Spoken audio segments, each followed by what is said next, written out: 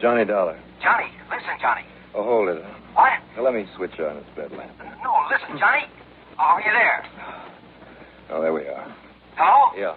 Listen, this is Terry Holmes, Star Mutual Insurance. What, at this hour? Listen, will you? I'm at a party, or what was a party. I want you to come over here right away. Oh, thanks, Terry, but I just had one. No, you don't understand, Johnny. I understand that unless I get some sleep, I'm going to feel mighty lousy in the morning. Johnny, this is business. At 2 a.m.? Yes, put on some clothes and get over here right away. Get over where? The Chadwick residence, Mr. and Mrs. Bruno Chadwick, out here on Weathersfield Avenue. Out a ways beyond Colt Park. Chadwick? Yes. That great big mansion, that... Yes, that's the one. The big colonial job that sits back from the street about a quarter of a... Well, you know where it is, so come on. Well, who got murdered? Nobody, but the company will probably murder me if we have to pay off all the claims on this Well, one. now, what kind of claims? On what, Terry? On the biggest jewel robbery that has ever been pulled in this town. Happened just 4, 5, 6 minutes ago. Have you called the police? Yes, we've called the police. Now get out here, will you?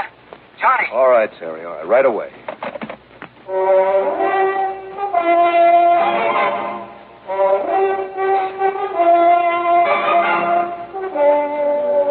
The CBS Radio Network brings you Bob Reddick in the exciting adventures of the man with the action-packed expense account, America's fabulous freelance insurance investigator. Yours truly, Johnny Dollar.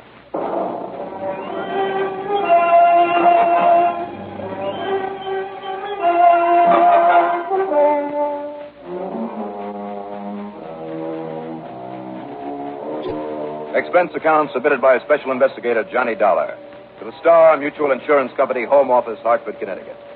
The following is an account of expenses incurred during my investigation of the touch-up matter.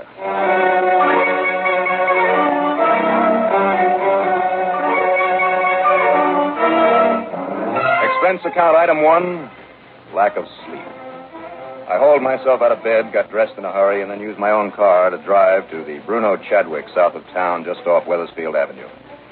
Mansion is right. The big old home is one of the local showplaces. Must have 35 or 40 rooms. It's just as good as the day it was built. Instead of the butler, Terry Holmes let me in the front door. He led me across the marble floor of the entrance hall and then into a huge mahogany-paneled library. Okay, now sit down, Johnny, and let me tell you what's happened. All right. Only hadn't I better check in with the police? Who's in charge? Lieutenant Barney McQuaid. But now listen. Now, where are they? In the music room with the Chadwicks and all their guests. But I can tell you what's happened in half the time it would take you to get it out there with all those excited, chattering females all trying to talk at once. You should hear them, yakety, yakety, yakety. So what females, Terry? This party's the Chadwicks' 40th wedding anniversary. The guest list, and I don't know how I ever happened to be on it. Well, the guests include most of the richest, wealthiest people in Hartford. Real big money. Mr. and Mrs. Lloyd Augustus Brownfield, for instance. Oh, the stock market millions? Yes, and the Fritz Melchiors, the Lawrence Comstocks, Kenneth Gordon Hodge, that old dowager Marianne Hooper, half a dozen more. Just think of money and you've got the whole list. Except for Mr. Thompson B. Thompson. Who's he? Who knows? He barged in early this evening, just about the time the festivities were getting underway. Said he was up from New York and staying at the Pearson Motor Court. You know, the other side of town? Yeah, I know the place. Okay. Said he wanted to talk over a business deal with old man Chadwick. Apologized for not having made a date with him. And when he saw there was a party in progress, he apologized again and said he'd come back another time. But Mrs. Chadwick took one look at him, and believe me, Johnny, this was the polished gentleman of, well, if there ever was one. And good looking, too. Yeah. Well, she talked with him a minute or so and then insisted he join the party. So he did. What's more, he was the life of the party. And that's why it lasted so late. Tall, young, handsome, charming. All those wealthy old biddies practically fought each other for a chance to talk with him, sit next to him. And all the while, Johnny, that stinker was carefully casing the hundreds of thousands in jewelry they were loaded with. So how did he pull it off, Terry? We were all sitting around in the music room trying to keep politely awake while Mrs. Jackson Lee Kenworthy Price, squawked out the 10th or 15th encore in that crow-like voice of hers. Believe me, Johnny, it was murder. Well, onward and upward with the arts. Oh, sure. Anyhow, while everybody was quietly shuddering over an impromptu cadenza, she was thoroughly mangling somewhere in the middle of Our Sweet Mystery of Life, I think it was. I wouldn't swear to it. Yeah. Suddenly, the lights went out. Go on. Well, for about 3 seconds, there was some blessed silence for a change.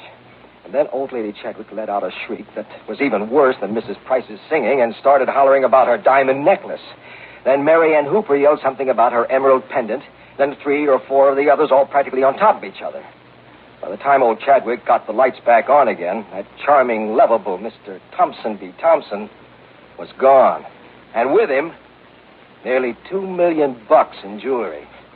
The police been able to find out anything about this, Thompson? Well, not very much. Not yet. What? How are you, Johnny? Well, hi, Lieutenant. Boy, you should hear them in there, Johnny. Holy smoke, they sound like a yard full of chickens with an army of hawks descending on them. It's pretty good, Lieutenant. So I thought I'd hole up in here until one of the boys I sent over to that motel checks back with me. The motel where this Thompson B. Thompson claimed he was staying? Yeah, that's right. Didn't you phone the place? Yes, and the manager told me that he's registered all right and drives the same kind of a car he used to come over here. I see New York license? No, that's just the point. Connecticut plates. That could... Oh, maybe that's Conroy now. Mind if I listen in? Be my guest. McQuaid. Conroy, Lieutenant. Yes, Conroy? Those plates. Yeah? The manager here gave me the number on them. Yeah? I checked them with headquarters, Lieutenant. They're on the stolen car list. I see. Then there's no point in your staying there at the motel. No, sir. I guess he's far away, but... Hey, hold everything, Lieutenant. Yes? Hello, Conroy. Listen, car just came in the driveway. Looks like his, maybe. Yes? Yeah, it's pulling up in front of number 7. That's Thompson's room. Okay, now, as soon as he gets inside, go out and check that license. Call me back. Don't try to apprehend him. Right, sir. Call me back. Well, this may not be so tough at that. Wonderful. Sounds like a cinch. Sure. And yet if he was clever enough to crack this party the way he did. Lieutenant, did the people inside there give you a pretty good description of him? Description? Better than that. Look at this. A snapshot of him. Good. How'd you happen to get this? Hey, I remember. Right after dinner, Mr. Chadwick took a lot of these pictures with one of those self-developing cameras. Yeah, that's right. He was snapping everybody, handing them out right and left. Thompson didn't object to having his picture taken? No, jumped at the chance. Funny. Now, if Conroy calls back and says that... There we go, Johnny. I'll listen over your shoulder again. McQuaid. Conroy again, Lieutenant. That's Thompson's car, all right. I mean, the one he stole. All right, now, Conroy. And it's Thompson went inside the motel room. Looks just like that picture you got. He's in there now. Okay. Don't disturb him. What do you mean? I mean, don't disturb him. Unless he tries to make a break for it. Then stop him any way you have to. Yes, I'll be right over. Okay, Johnny. Want to be in on an easy kill? Easy kill, huh? Absolutely. Any bets?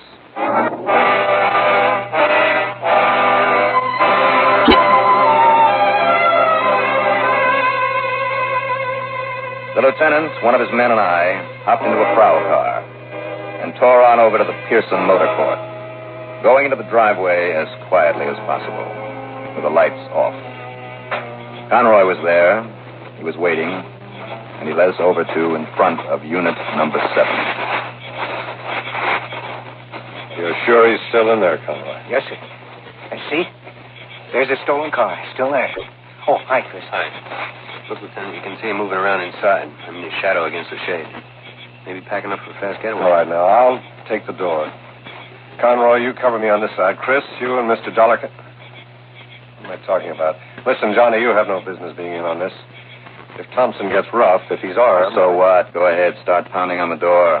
It'll be on your own responsibility. So I'm a very responsible guy. Now go ahead, William. Okay. Now be careful. You too, Chris.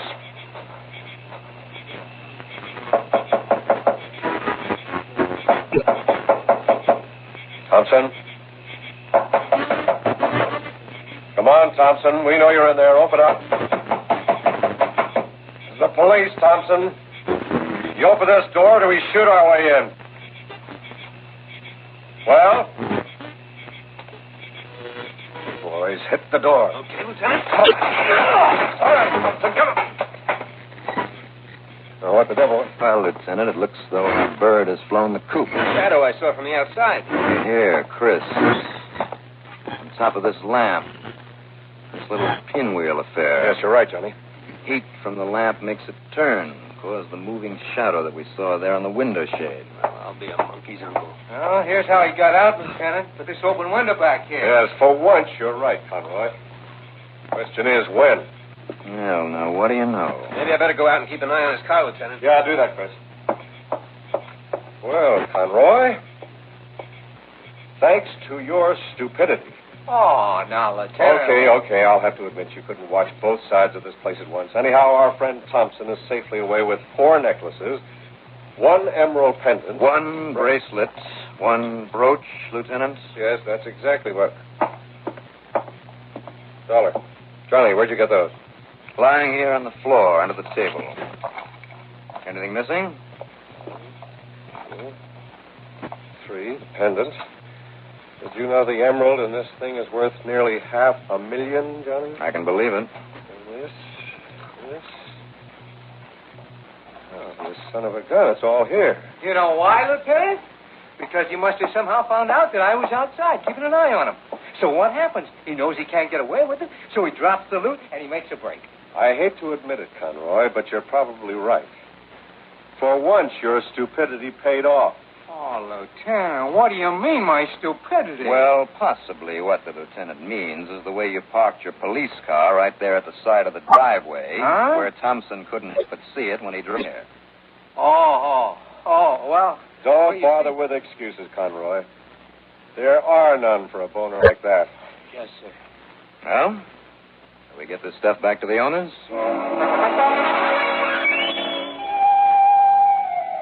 The wealthy old ladies were tickled pink to get their expensive baubles back. And the look of relief on Terry Holmes' face was really something to behold. He'd been quietly sitting alone in the library, adding up the $2 million-odd he thought his company would have to pay out. But there was nothing quiet about the music room. Yes, well, thank you, ladies, thank you. But now the boys and I had better... You're wonderful, Mr. Dollar. I just don't know how you did it. Oh, I just knew when Mr. Holmes said he was bringing you into the case. I just knew you'd get our things back. Well, boy. now, look, Miss Chadwick, the real credit for this should go... Yes, sir.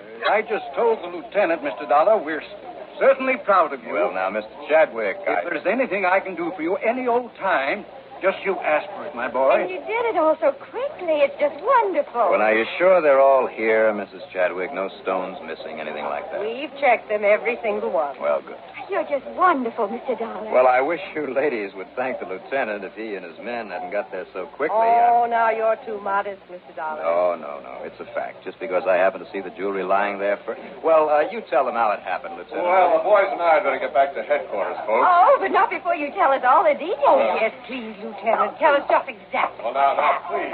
Oh, come All right. Wow.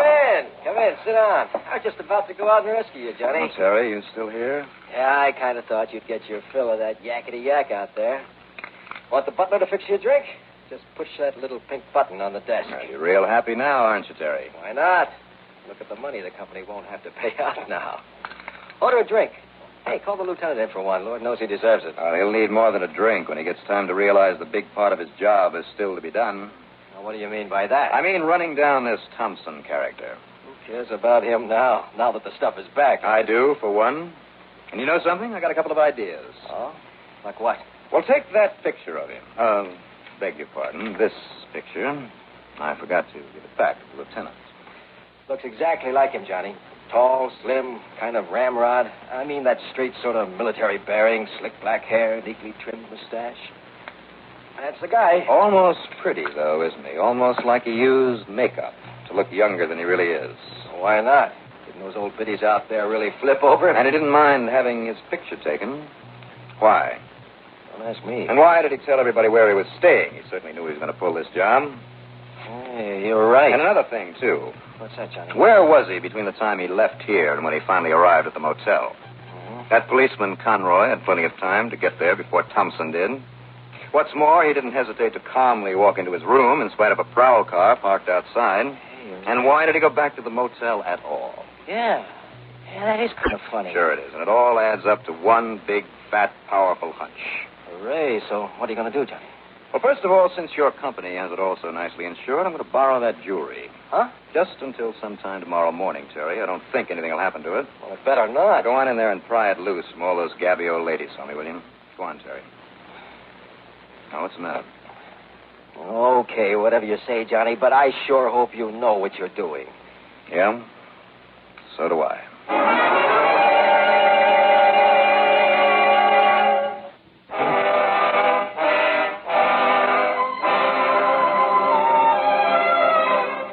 9:30 the next morning, I dropped in at the small store of a jeweler by the name of Caldwell. His eyes almost bugged out of his head when I casually laid the pile of trinkets on the counter and asked for an appraisal. But when he put a loop in his eye and started to examine them really carefully... No, I can't believe it. Amazing. So beautiful. But I can't believe it, Mr. Dollar. You can't believe what? Paste imitations, but the most magnificent imitations I ever saw. To gain time. And the setting's the work of an artist. Sure, to gain time. What's it? He knew that nobody would ever question these until they were sent in to be cleaned, whatever that might be. Well, I don't understand, sir. So he'd have all the time he needed to leave town quietly without any excitement or any suspicion. Mr. Dollar... This which might not be realized for months. Well, I'm afraid I don't understand. Huh? Good morning, Lieutenant. Miss Caldwell, Dollar, I've been looking all over for you. Yes, and knowing I had the jewels with me, started looking in all the jewelry stores. That's right. Well, I hope not too many of them. What? Here, would you like to return these to the owners now? Sure, only Except for Mrs. Chadwick's. I'll take her necklace back myself. I'll see you, Lieutenant. Well, now, wait a second, I'm Johnny. sorry, but I don't think I'd better waste any Johnny, time. Mr. Caldwell, maybe you'd better tell him about those jewels. I certainly shall. Huh? Now, Johnny!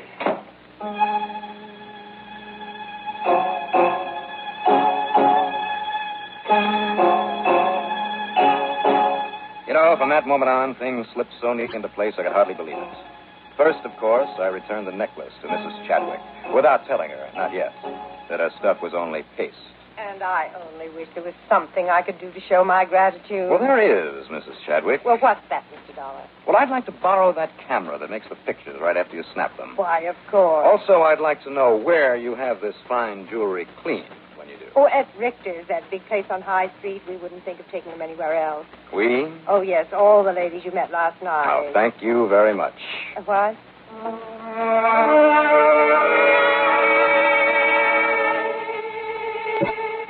At the big jewelry house on High Street, I showed my credentials to Mr. Richter himself and told him what it was all about. He was a bit shook up for a moment, and then he led me into a large, well-lighted shop at the rear. 18 or 20 highly skilled craftsmen were bent over individual tables, covered with little lathes and grinding wheels and lots of equipment that I'd never seen before. They were creating, or cleaning and repairing, various pieces of fine jewelry, or drawing designs for pieces yet to be made. Richter told the men to pay no attention to me as I walked among them, taking pictures, supposedly a magazine article. And finally, we stopped at the bench of a lean, rather bald man of middle age, who was hunched over a vise where he was mounting a huge ruby in a ring. And this is Ernest, very new with us, but one of our finest stone setters.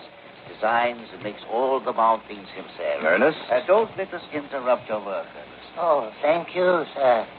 We're going to miss you, though, when you leave for that job in Philadelphia, is it? Yes, sir. But I'll be here another week or so, Mr. Richter. Oh, yes, that's right. I think I'd like your pictures standing up, Ernest. Standing, sir? Yes, if you don't mind. Do you? Why, no, of course not, sir. Right next to Mr. Richter, please. And stand up straight, huh? I'm afraid that bending over my work all these years... Oh, come on, stand up straight, like this. I beg your pardon. Good, that'll do it. Mr. Richter, might I ask what this is all about? Now, we'll give this about a minute. I'm afraid I don't understand, Well, sir. don't worry, Ernest, you will. Now, Mr. Richter, Yes? as soon as this picture develops, if one of your artists will do a little retouching for me. Well, of course, Mr. Dollar. What? Mr. Dollar? That's right, Johnny Dollar. The investigator. Yes. Retouching, you said? To put a sort of wig on this picture of your slick black hair and a trim little mustache, maybe a dark suit. I see. Yeah, I kind of think it'll match the other one, the one that Mr. Chadwick took of you at his party last night, don't you, Ernest? Or is it Thompson B. Thompson? Why, Ernest, what's the matter? You don't look well. Mr. Dollar knows why. Real clever, wasn't it, huh? Get all that priceless jewelry in here for cleaning and make those perfect copies, and then in your makeup and dark suit, you stole the real ones last night, left the phonies behind, and really threw the police off the track. And let's get this picture out of here so we can prove the disguise that you used. No, it won't be necessary, Mr. Dollar. Oh? As they say in the movies, I'll go along quietly.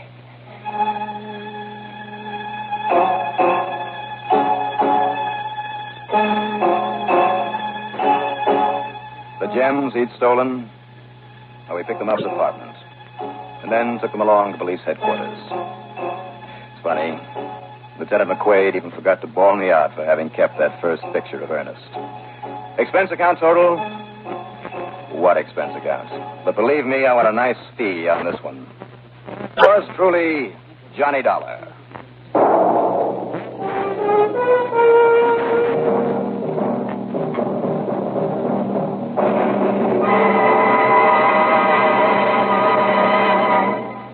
Now, here is our star to tell you about next week's story. Well, next week, what might have been a pleasant trip across the country, if it weren't for a killer gunning for me. Join us, won't you? Yours truly, Johnny Dollar.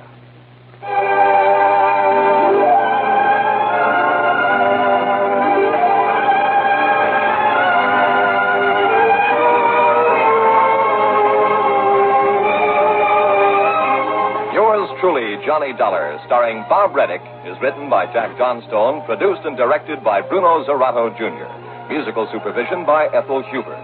Heard in our cast in order of their appearance were Jim Stevens, Carl Frank, Lawson Zerby, Bill Lipton, Elspeth Eric, Gene Gillespie, Guy Rep, Raymond Edward Johnson, Louis Van Ruten, and Bob Dryden. Be sure to join us next week, same time, same station, for another exciting story of yours truly, Johnny Dollar. This is Wally King speaking.